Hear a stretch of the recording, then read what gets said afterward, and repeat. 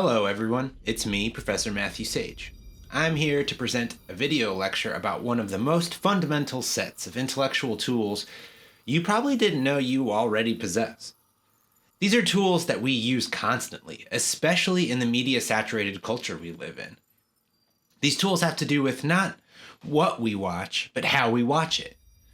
And when I say watch, I want that to stand in for view, but that doesn't just mean watch. It also means read, or listen to, or click on, or experience in general.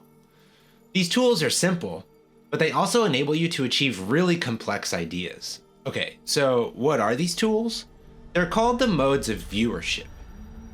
These modes of viewership aren't just how you watch something, they are also a way to perform response to a media object. They're like channels that you can use to write about or talk about media objects, whether it's with friends or for an assignment for WIP.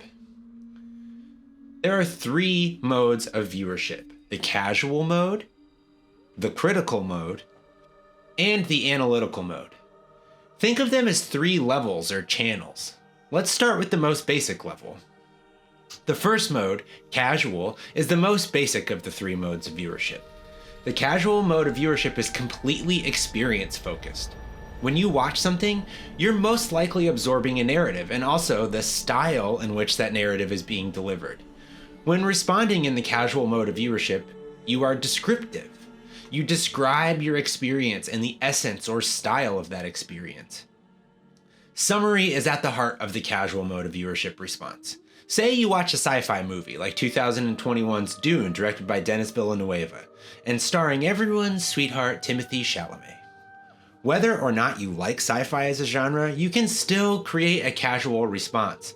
It may sound something like this. The movie was set in an imaginary universe. There were lots of aliens and superpowered beings battling for dominance of a far-off planet's resources. The music was very orchestral. There were a lot of really complex CGI special effects, but there were interesting practical effects and costumes too. There were really unique sound effects and set design too. The film ended with a cliffhanger that will obviously start off the sequel. See, there is no opinion there. It's all descriptive. The style and genre of the film, the conventions it uses, the narrative structure and formal elements like sound effects, camera work, and special effects, those are all mentioned. But they're mentioned without any sort of judgment of their quality. This means your opinions as a viewer about quality or merit don't enter into this casual response at all. When responding to a mode of viewership prompt, keep all of your opinions for the second mode, the most personal mode. That's the critical mode of viewership. Critical modes of viewership and response are entirely informed by your opinions of quality. This is a good or bad thing, thumbs up, thumbs down. But a surface "it was good" or "it was bad" isn't enough here. It's not just that you liked it or didn't like it, but why. That why is imperative. In the critical mode, your unique and personal profile of opinions, informed by your identity, your experiences, your tastes, those things shape that why. That's why this is one of the most accessible modes of viewership, because we are all experts on what we do and don't like. We love to watch things and then decide if we did or didn't like them.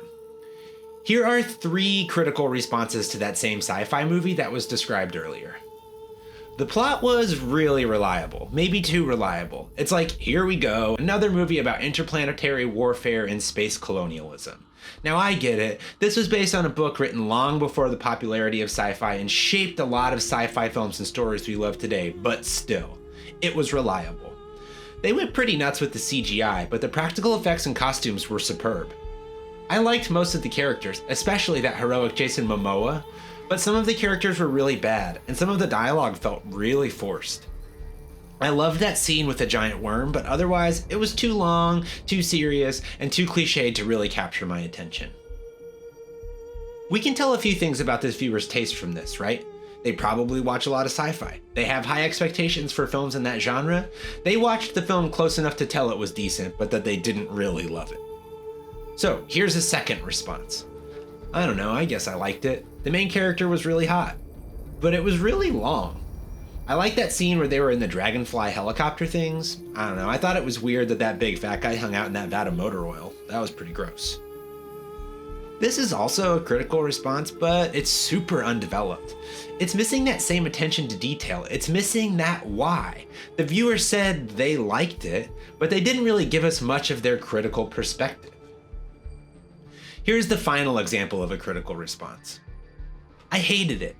I don't really think the world needs another sci-fi movie where a bunch of sexy people in stupid costumes prance around trying to save imaginary planets.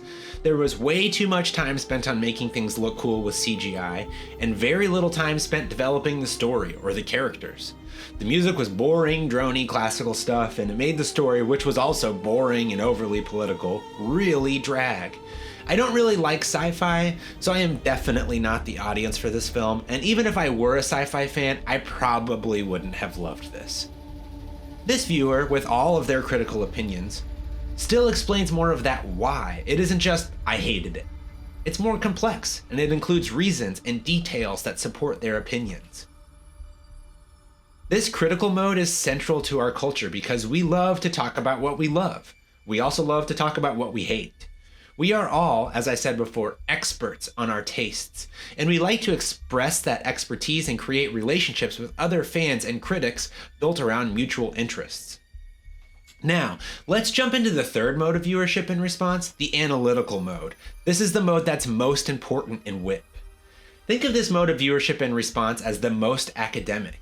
In this mode, you aren't thinking so much about just the film, but also the film's implications. We ask big questions of ourselves and the film and break down those questions using academic tools like research, history, psychology, comparison, analysis. We ask things like, what does the film mean in our contemporary moment? If the film is old, what did it mean when it came out? And has that meaning changed since it came out? Is the film delivering a political message? And if so, how does that message communicate in the film?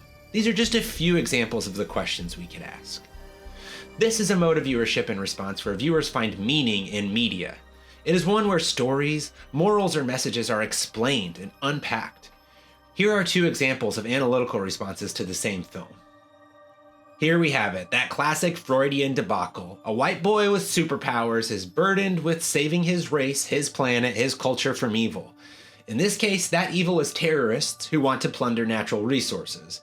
He has a complicated relationship with his mom, his dad dies, his substitute father figure dies, he falls in love with an exotic beauty who may or may not also have superpowers. The film regurgitates classical mythology and psychology and dresses up these cantankerous old plots in fancy CGI and costumes.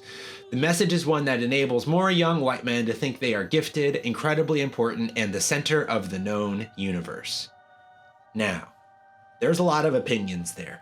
But that opinion is supported by knowledge about mythology, psychology, and culture. It explains how the film is or isn't relevant or expressing an important message. That's analysis. Here's another example. Though the film fumbles around with some cliché idioms, at its heart, it is a prescient narrative about the societal wages of colonialism built on the demand for waning natural resources. In our contemporary moment where climate change has become a central discussion, a film like this reaffirms the moral stances to be seen between oppressor and the oppressed, between the colonizers and those being colonized. Given the film is based on a book written in 1965, repackaging this narrative for a contemporary audience drives home the issue, which is that this issue persists. Colonialism is still prevalent. It's just less about spice and more about other natural resources and their uses or misuses.